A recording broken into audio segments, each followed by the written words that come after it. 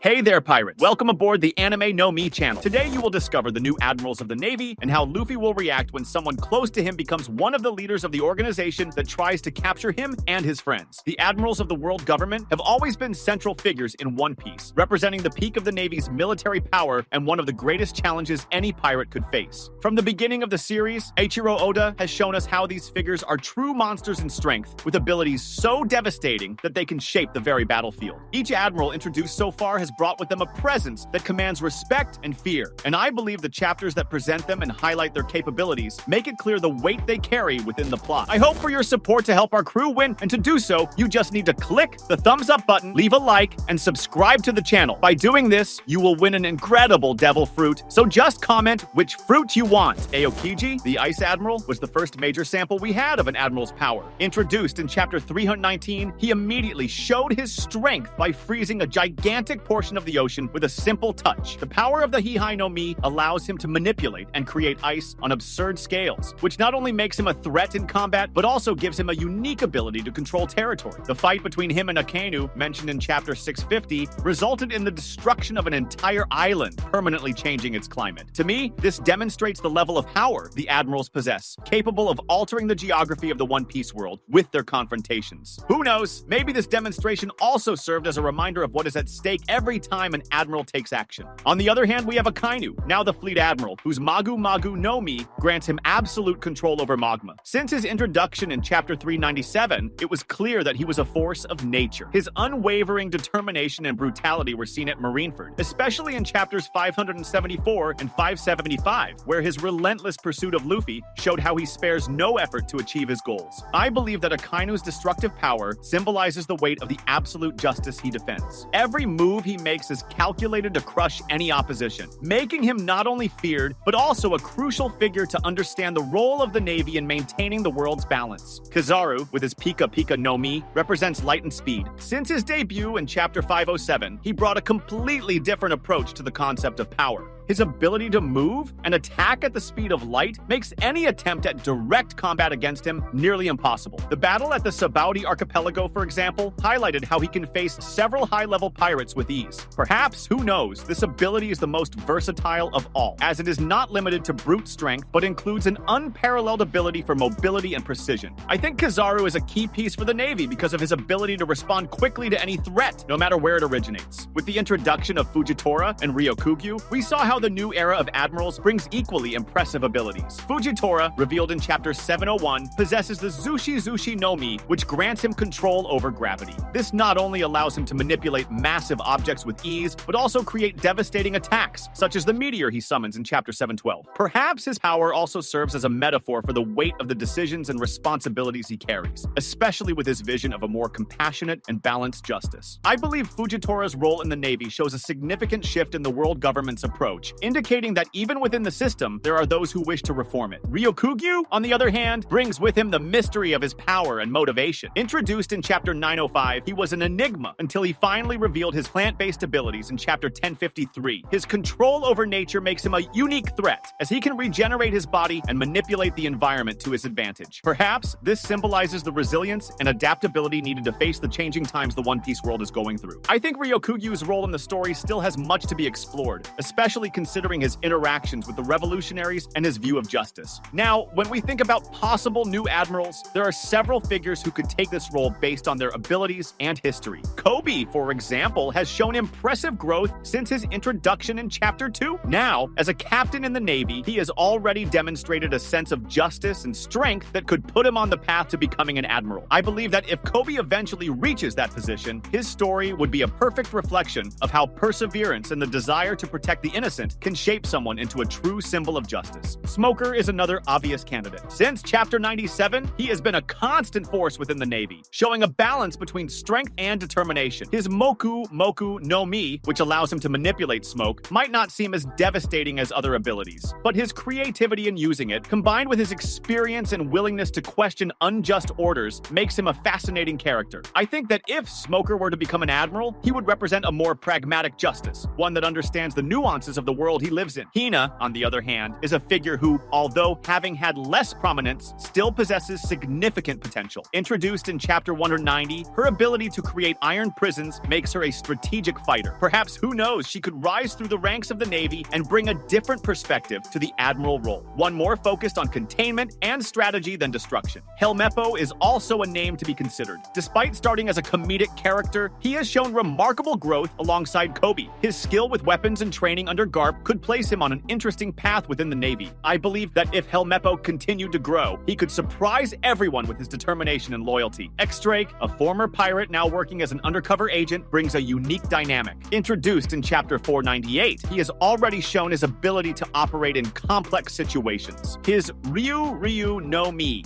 model Allosaurus makes him a formidable threat in combat, and perhaps his experience as both a pirate and a Navy officer could make him an unexpected candidate for the position of Admiral. These characters, each with their unique abilities and stories, could bring a new era to the Admirals of the world government. I believe the future of the Navy is full of possibilities, and I can't wait to see how Oda will develop these potential candidates and their interactions with the protagonists. Perhaps as the plot advances, we will finally understand how these new Admirals will fit into the global stage of One Piece, bringing with them powers and personalities that will redefine the balance of the world. Guys, Luffy has always been someone who values friendship and principles more than positions or titles. But how would he react if Kobe became an admiral? Luffy never really cared much about hierarchies or power itself. So when he finds out that Kobe became an admiral, it's likely that he would have a reaction that mixes surprise and, at the same time, happiness for seeing his friend grow and become someone strong and influential within the Navy. Luffy would probably have a relaxed and even playful reaction. He'd probably say something like, "Ah, Kobe, now you're a big shot, huh?" Or make a joke about the Admiral's uniform. He might even feel a little uncomfortable with the idea of Kobe being an authority figure in the Navy, especially since Luffy has always opposed rigid power structures. However, he wouldn't see it as a threat. Luffy has always believed that friendship and the principles they share are more important than any difference in rank.